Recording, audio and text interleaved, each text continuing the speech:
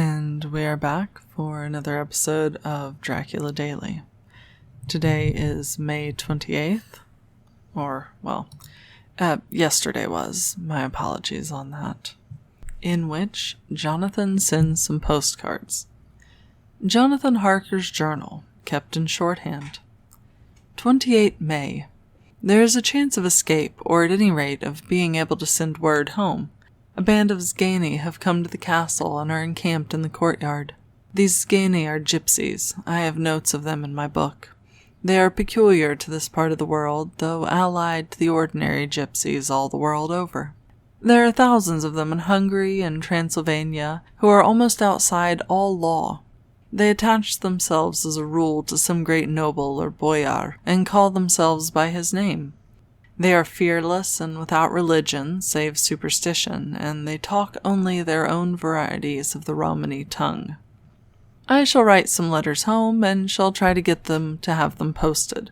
I have already spoken them through my window to begin acquaintanceship.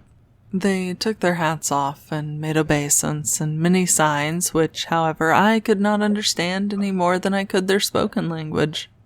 I have written the letters. Mina's is in shorthand, and I simply ask Mr. Hawkins to communicate with her.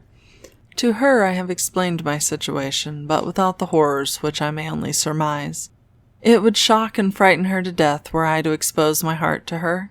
Should the letters not carry, then the Count shall not yet know my secret or the extent of my knowledge. I have given the letters. I threw them through the bars of my window with a gold piece, and made what signs I could to have them posted. The man who took them pressed them to his heart and bowed, and then put them in his cap. I could do no more. I stole back to the study and began to read. As the Count did not come in, I have written here. The Count has come. He sat down beside me and said in his smoothest voice as he opened 2 letters, "The Zgani have given me these, of which, though I know not whence they come, I shall, of course, take care. See!" He must have looked at it. "One is from you, and to my friend Peter Hawkins, the other—" Here he caught sight of the strange symbols as he opened the envelope, and the dark look came upon his face, and his eyes blazed wickedly. "The other is a vile thing, an outrage upon friendship and hospitality. It is not signed. Well, so it cannot matter to us." And he calmly held letter and envelope in the flame of the lamp till they were consumed. Then he went on.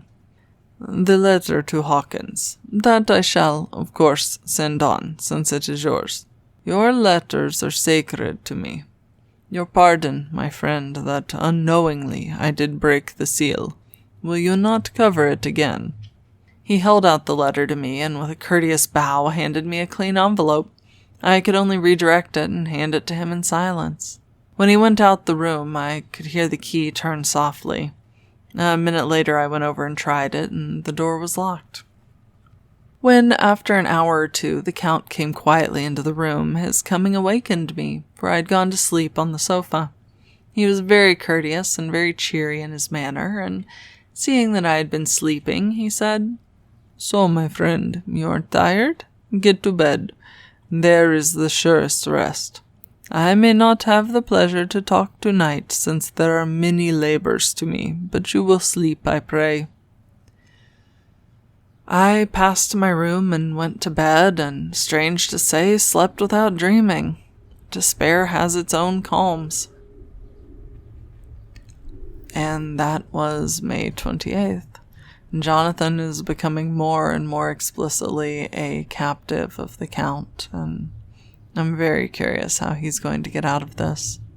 As always, if you would like to be kept abreast of future videos, please subscribe, hit the little bell, and you'll get notification whenever I put a new one out.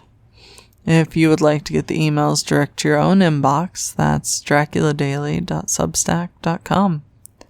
In the meantime, be good to yourselves, and good to each other. Bye.